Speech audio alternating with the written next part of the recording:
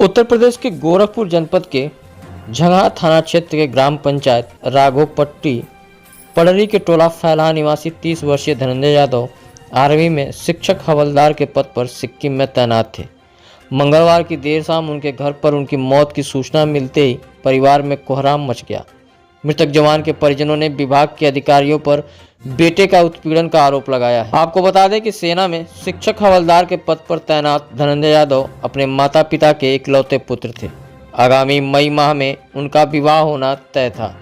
बेटे की शादी के बाद रामनाथ अपनी बेटी की शादी का सपना संजोए हुए थे। मां फूलमती बेटे की शादी की तैयारियों में जुटी हुई थी। घर में कभी कभी मंगल गीत भी गूंजने लगता था। मृतक सेना जवान धनंजय के घर में खुशियों की बहार को काल का ग्रहण ऐसा लगा कि मंगल की रात परिवार के लिए अमंगलकारी बन गया। मई में सेहरा बंधने से पहले ही धनंजय की अर्थी उठ गई। अपनी शादी के बाद बहन की शादी धूमधाम से करके डोली में विदाई करने के सपनों को पंख नहीं लगा सका। मामला क्या है सर? वो रविवार को 4 बजे 4:58 पर फ़ोन आया था जिस लड़की से उसकी शादी हुई थी। उसके बाद फ़ोन नहीं आया तो 9 बजे रात को फिर फ़ोन की कि उनका फ़ोन नहीं लग रहा है। हमने कहा नेटवर्क का प्रॉब्लम होगा। फिर सुबह 9 बजे फ़ोन की, बोली कि नहीं लग रहा है। हमने कहा नेटवर्क का ही प्रॉब्लम हुआ होगा। लेकिन जब 4:15 बजा शाम को तो फिर वो फ़ोन करी कि नहीं लग रहा है। तो हम लोग भी ट्राई किए, फ़ोन नहीं लगा।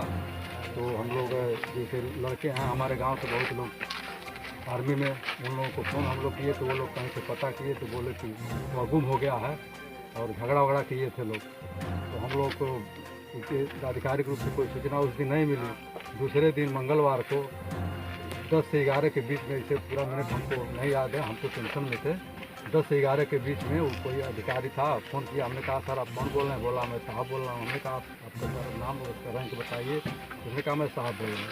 मैंने कहा हाँ सर बोलिए। बोला कि तुम्हारा लड़का जो है यहाँ से भाग गया है, जैसे ही घर जाता है तो हम लोग को सूचित करना। हमने कहा ठीक है सर सूचित करेंगे। उसके बाद फ़ोन काट दिया।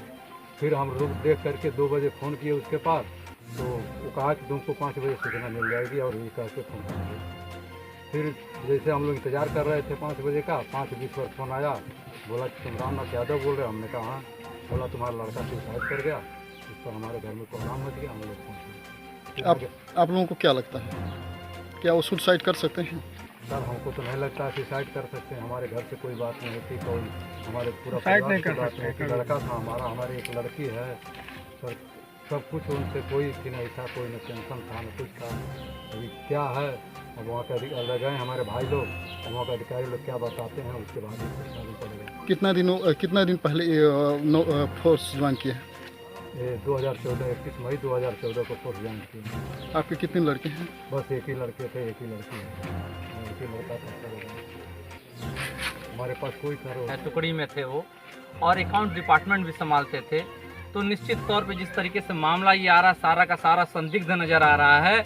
और हमें लगता है ये हत्या है, और इस हत्या को कहीं ना कहीं आत्महत्या दिखाने का प्रयास कर रहा है एक वीर यादव का, जो सेना का जवान है। निश्चित तौर पे वो आत्महत्या नहीं कर सकता। ना ही कोई अभी मई में उनकी शादी होने वाली थी, बल्कि कभी जिस लड़की से शादी होने वाली थी उससे भी 2 दिन 3 दिन पहले बात होती है, और उस संडे के दिन और उन परिवार के भी लोगों से हंसी खुशी बात होती है, माँ से बात होती है। और बाद के बाद उसको मिसिंग शो किया जाता है, और मिसिंग शो करने के बाद फ़ोन आता है इनके लग कि तुम्हारा लड़का अगर आएगा, घर पहुंच जाएगा तो जरा फ़ोन कर देना।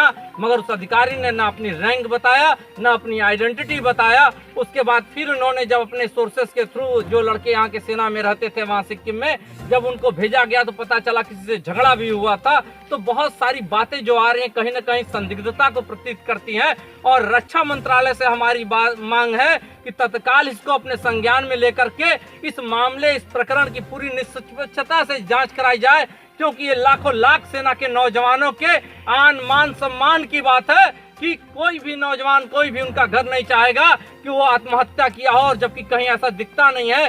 कहीं न कहीं ये मामला पूरी तरीके से संदिग्ध है, और हम सरकार से चाहते हैं कि निश्चित तौर पे तत्काल ही अगर एक्शन नहीं लिया गया, हो सकता है इस मामले की लीलापोती करने का पूरा प्रयास किया जा रहा है। तो हम निष्पक्षता से जांच कराने की मांग करते हैं। और हम निश्चित तौर पे इस जो महान इनके जो सपूत हैं उनको आज हम प्रणाम करते हैं, उस माँ की कोख को भी प्रणाम करते हैं जो अपनी ड्यूटी पर होते हुए शहीद, निश्चित तौर पे उनको शहीद होने का दर्जा दिया जाए। और एक वीर यादव जो है निश्चित तौर पे समाज के लिए हम जो बात कर रहे हैं उस बात के लिए अगर निष्पक्षता से जांच नहीं हुई तो पूरा का पूरा यादव समाज इन्हें